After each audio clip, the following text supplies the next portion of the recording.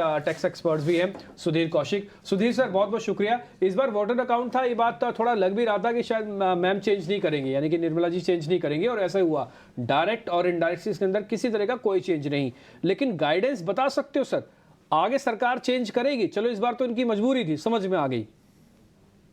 देखिए, इसको मजबूरी नहीं कहेंगे, समझदारी भी कहेंगे, क्योंकि हर बार एक छोटे से चेंज करके आप आम टैक्स पेयर को उलझा देते हो कहीं ना कि हाँ। क्या मिला है।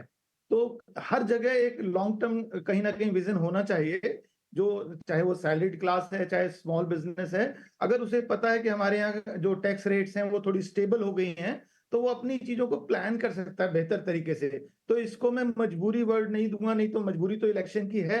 वो चाहते तो किसी ना कुछ दे सकते थे, पर नहीं किया, तो स्ट्रॉन्ग डिसीजन भी है, क्योंकि लास्ट ईयर काफी अच्छा इन्होंने अप टू 7 लाख करना कोई उसको आप छोटा काम नहीं समझे। वो पहले कर चुकी है, जो एक लोअर इनकम के लिए है।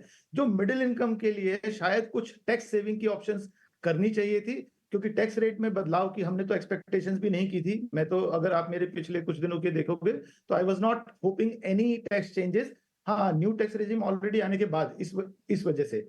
लेकिन टैक्स सेविंग जो मिडिल इनकम में जो 15 लाख या 25 लाख के बीच में भी तो लोग हैं ना, उसे हम टैलेंट कहते हैं। अगर उसको आप मौका दोगे तो इंफ्रास्ट्रक्चर के लिए पैसा इकट्ठा होता है। उसके पास 50,000 रुपए की एनपीएस की एक डिडक्शन एडिशनल है, एम्प्लॉयर कई बार देता नहीं है। वहां पर वो एक रिस्ट्रिक्शन को या तो हटा देते हैं कि भाई आप एम्प्लॉयर के अलावा भी कर सकते हो, क्योंकि अभी भी 50% से ज्यादा एम्प्लॉयर्स हैं जिन्होंने एम्प्लॉयर एनपीएस जो ATCCD2 है वो नहीं दिया है। It's not mandatory like PF, सब ऑप्शनल है, एम्प्लॉयर के हाथ में है। तो ऐसे ही कार लीज की ऑप्शन है, जो ऑप्शंस हैं उसको कहीं एम्प्लॉय के हक में करना चाहिए था। जो अब इंडिया में अगर आप चाहते हो कि टैलेंट भी रहे, तो उसको थोड़ा करना चाहिए। जैसे आप स्टार्टअप को सपोर्ट करते हो, वैसे ही मिडिल इनकम के जो लोग हैं, हमारे जो मैनेजरियल लोग हैं, उनके लिए शायद एक एक नंबर मुझे लगता है, क्योंकि मैं उस सेक्शन को रिप्रेजेंट करता हूं, हमारे पास टैक्स पेयर्स का पेन आता है। एक काम इन्होंने जो अच्छा किया है, वो जो पुरानी डिमांड्स हैं, वो 1962 की हो या 65 की, 70 75 कई पुरानी डिमांड्स थी छोटी छोटी,